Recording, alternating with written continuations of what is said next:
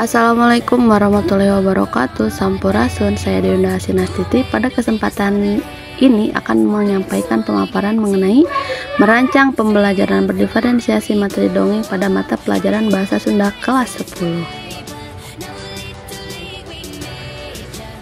Apa itu pembelajaran berdiferensiasi? Yaitu pembelajaran yang dirancang untuk memenuhi kebutuhan individu setiap siswa. Ada tujuannya, ada meningkatkan motivasi belajar, membantu siswa mencapai potensi maksimal, dan menciptakan lingkungan belajar yang inklusif.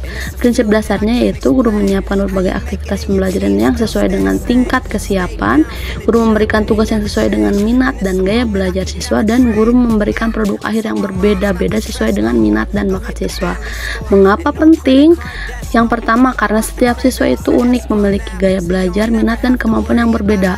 Meningkatkan motivasi karena membuat siswa tertantang, meningkatkan prestasi karena siswa dapat belajar dengan ritme masing-masing dan menyiapkan siswa untuk kehidupan nyata di dunia kerja, menuntut kita untuk bekerja sama dan menyelesaikan masalah dengan cara yang berbeda-beda sesuai dengan kemampuan pada setiap individu siswa. Nah, lalu bagaimana cara menerapkan pembelajaran berdiferensiasi pada materi dongeng? Ada dua tahapan. Yang pertama, tahap perencanaan. Yang kedua, tahap pelaksanaan. Pada tahap perencanaan ada 3. Yang pertama, analisis siswa. Yang kedua, tentukan tujuan pembelajaran. Dan yang ketiga, pilih strateginya. Lalu, pada tahap pelaksanaan, berikan pilihan, gunakan berbagai media, serta berikan umpan balik.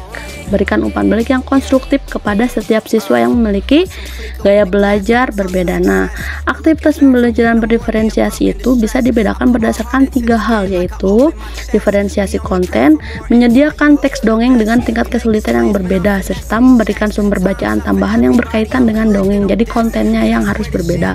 Lalu diferensiasi proses, memberikan pilihan cara belajar, bisa individu, kelompok, atau berpasangan, menggunakan berbagai strategi pembelajaran, bisa diskusi, presentasi, atau role play. Lalu diferensiasi produk, memberikan pilihan produk akhir, bisa komik, poster, video, dan lain-lain untuk anak-anak yang bergaya belajar visual.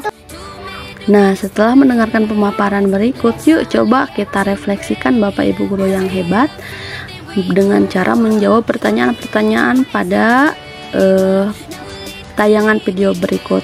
Coba ditulis dan dijawab oleh Bapak Ibu guru sendiri dalam catatan masing-masing. Contohnya, bagaimana cara kita membuat pembelajaran berdiferensiasi menjadi lebih menarik bagi siswa. Nah, coba nanti Bapak Ibu tuliskan jawaban Bapak Ibu. Penutupnya, pembelajaran diferensiasi adalah sebuah tantangan yang menyenangkan. Menerapkan pembelajaran berdiferensiasi memang tidak mudah. Namun, di balik tantangan tersebut terdapat peluang besar untuk menciptakan pembelajaran yang lebih bermakna dan relevan bagi siswa. Mari kita jadikan kelas kita sebagai ruang kreatif di mana setiap siswa dapat tumbuh dan berkembang sesuai dengan potensi mereka. Jadi meskipun dalam berprosesnya cukup sulit, ayo kita belajar dengan maksimal. Hatur nuhun. Wassalamualaikum.